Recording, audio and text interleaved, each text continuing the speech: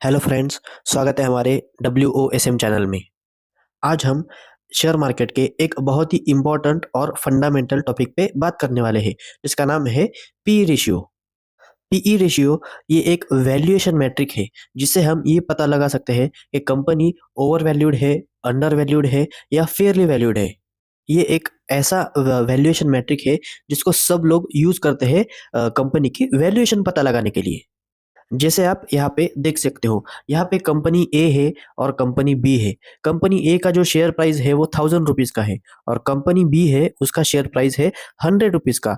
अगर आपको बस यही दिखाया जाए, ठीक है, शेयर प्राइस, तो आप यही बोलोगे कि कंपनी ए का जो शेयर है वो ओवर वैल्यूड है। मतलब कंपनी ए का जो शेयर है वो महंगा है बी से। पर ऐसा नहीं होता है। हमें कंपनी का जो वैल्यूएशन है वो पी रेशियो से ही पता चलता है। तो पी रेशियो का मतलब क्या होता है? Price to earning ratio. मतलब अगर हम इसे सिंपल मीनिंग में समझा जाए तो how much money we are giving for the earning 1 rupees of the company so that you can become a share holder of that company. मतलब फॉर एग्जाम्पल, अगर किसी कंपनी का पी रेशियो 20 है तो आप उस कंपनी के 1 रुपीज के अर्निंग के लिए उसको आप 20 टाइम्स पे कर रहे हो। क्योंकि क्योंकि कंपनी की जो अर्निंग्स है वो फ्यूचर फ्यूचर से आने वाली है, ठीक है। और उस अर्निंग को आप अभी से डिस्काउंट कर रहे हो, ठीक है। मतलब अगर किसी कंपनी का पी रेशियो 20 है तो मतलब आप उसे 20 टाइम्स पे कर रहे हो। अभी हम नेक्स्ट देखेंगे कि पी रेशियो कैसे कैलकुलेट किया जाता है। तो पी रेशियो यहाँ पे दो तरीकों से कैलकुलेट किया जाता है। जो फर्स्ट वन है वो यूजिंग ईपीएस है, अर्निंग पर शेयर्स। और सेकंड जो है वो नेट प्रॉफिट के हिसाब से निकाला जाता है, मतलब पैट के, यूजिंग प्रॉफिट नंबर। तो जैसे आप यहाँ पे देख सकते हो कि जो पी का जो पी है वो इंडिकेट करता है स्टॉक्स करंट प्राइस को, ठीक है। और जो डिनोमिनेटर में ई है वो अर्निंग पर शेयर को आइडेंटिफाई करता है। हम यूजिंग फर्स्ट फॉर्मूला देखते हैं पी रेशियो कैसे निकाला जाता है। तो यहाँ पे हम एक एग्जांपल लेंगे नेटविप टेक्नोलॉजी इंडिया लिमिटेड का, ठीक है। तो यहाँ पे पहला फॉर्मूला क्या है? कंपनी का share price divided by earning per share. तो यहाँ पे हम कंपनी का जो करंट शेयर प्राइस है वो लेंगे, जो कि है 3141 रुपीज का, ठीक है। और कंपनी का जो ईपीएस है, अर्निंग पर शेयर, वो है 31.4 का, ठीक है। तो यहाँ पे जैसे ही हमने लिया तो उसका आंसर जो आता है वो 100 है। तो यहाँ पे नेटवेब टेक्नोलॉजी इंडिया का जो पी रेशियो है वो 100 का बनता है यहाँ पे। अभी हम सेकेंड टाइप से पी रेशियो निकालते हैं, जो कि है यूजिंग नेट इनकम। यहाँ पे हम सेम कंपनी के एग्जांपल लेंगे, जो कि है नेटवेब टेक्नोलॉजी इंडिया। तो यहाँ पे सेकेंड टाइप में पी रेशियो कैसे निकाला जाता है कि कंपनी का जो मार्केट कैप है डिवाइडेड बाय कंपनी का नेट इनकम। तो यहाँ पे कंपनी का जो करंट मार्केट कैप है वो है 17,794 करोड़ का, ठीक है। और यहाँ पे हमने पिछले 4 क्वार्टर का नेट प्रॉफिट का नंबर लिया है, जो कि है 43, 30, 31 एंड 73। अगर इसका हम एडिशन करेंगे तो वो नंबर आता है 177। तो हमने यहाँ पे कंपनी का जो मार्केट कैप है, जो कि है 17,794 डिवाइडेड बाय कंपनी का मतलब पिछले 4 क्वार्टर का नेट प्रॉफिट का नंबर, जो कि है 177, और इसका जो आंसर आता है वो 100 है। तो नेटवर्क टेक्नोलॉजी का जो पी है वो 100 है। तो ऐसे दोनों तरीके से हमने कंपनी का जो पी है वो कैसे निकालते हैं वो देख लिया।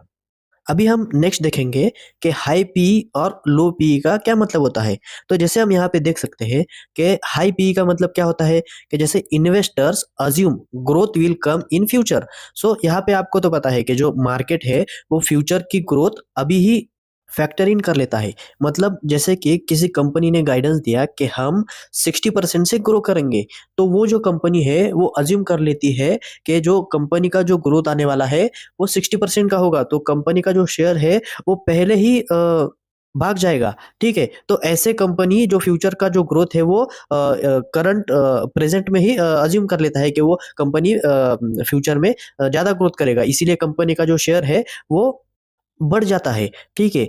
और नेक्स्ट जो पॉइंट है, अगर किसी कंपनी का जो पी रेशियो है जो हाई है, तो उसका ये भी मतलब हो सकता है कि जो कंपनी का शेयर है वो ओवर वैल्यूड है, ठीक है।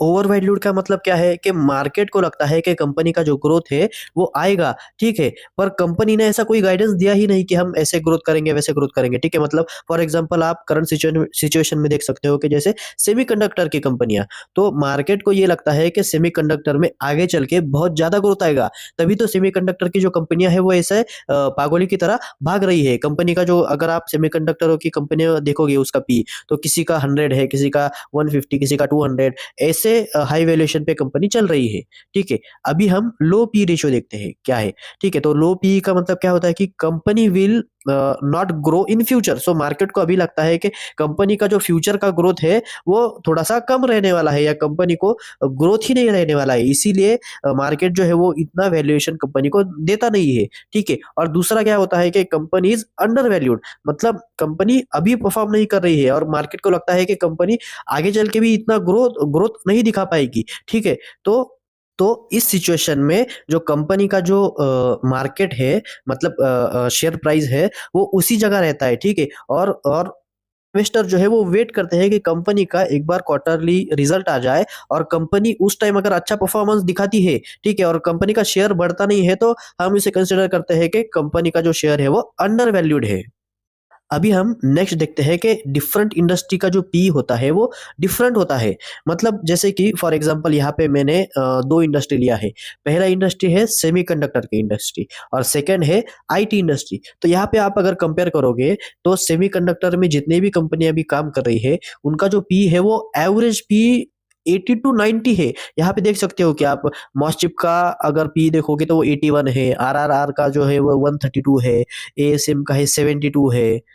तो यहाँ पे मार्केट को लगता है कि आगे चल के इन इन कंपनियों में बहुत ज़्यादा डिमांड आने वाली है, बहुत ज़्यादा ग्रोथ आने वाली है। इसीलिए मार्केट ने इसे अभी ही करंट प्रेजेंट सिचुएशन में ही फैक्टर इन कर लिया है, ठीक है। और कंपनी का जो शेयर प्राइस है वो इतना बढ़ चुका है।